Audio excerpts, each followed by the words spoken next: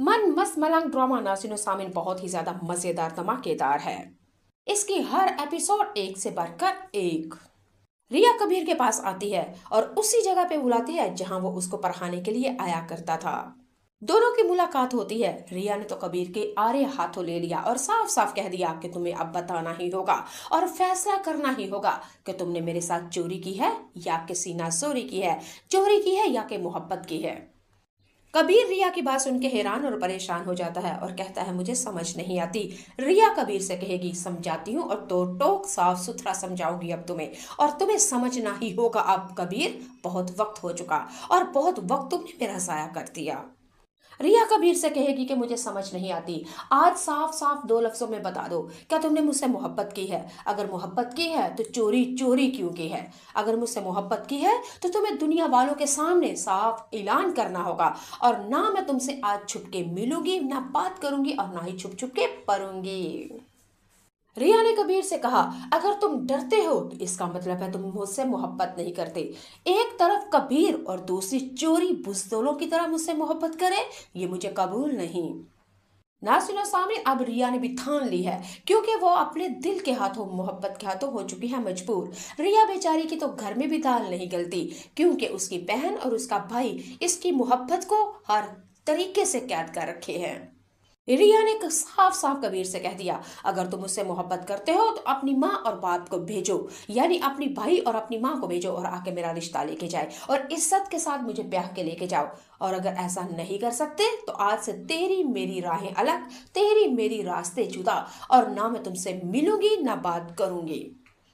वाह नाज़रीन सामीन, यहाँ पे तो रिया ने कबीर को वाकई दो टोक मुंह की बुक्की सुना दी। अगर कबीर वाकई मोहब्बत करता है तो कुछ ना कुछ उसको करना ही पड़ेगा। दूसरी तरफ आप लोग देखेंगे रिया कबीर की बात मुलाकात करके अपने घर जाती है और जाके अपनी बहन अस्मा से कहती है कि बहन, कल कबीर, उसकी भाई और उसकी भाभी और उसकी माँ मेरा रिश्ता मांगने के लिए आ रहे हैं और इज्जत के साथ मेरा रिश्ता दे देना, वरना। अगले एपिसोड में आप लोग देखेंगे अस्मा ने जब रिया से सुना कि कबीर इसका रिश्ता मांगने के लिए आ रहा है तो अस्मा ने कहा कि रिया साफ साफ तुमसे कह रही हूँ, दो टोक डंके की जोर पे लिखवा लो मुझसे, वो बुज़दिल है, वो नहीं मोहब्बत करता तुमसे और दिल लगी करता है। अस्मा ने तो रिया से साफ साफ कह दिया इतने सालों से वो तुम्हारे साथ यही टाइम पास कर रहा है, अगर मोहब्बत कर रहा होता तो कब का रिश्ता लेके आया होता, कब का तुम्हें ब्याह के, और कब का तुम आज उसके बच्चों की माँ बन रही होती, लेकिन नहीं, तुम अभी भी गलती में हो।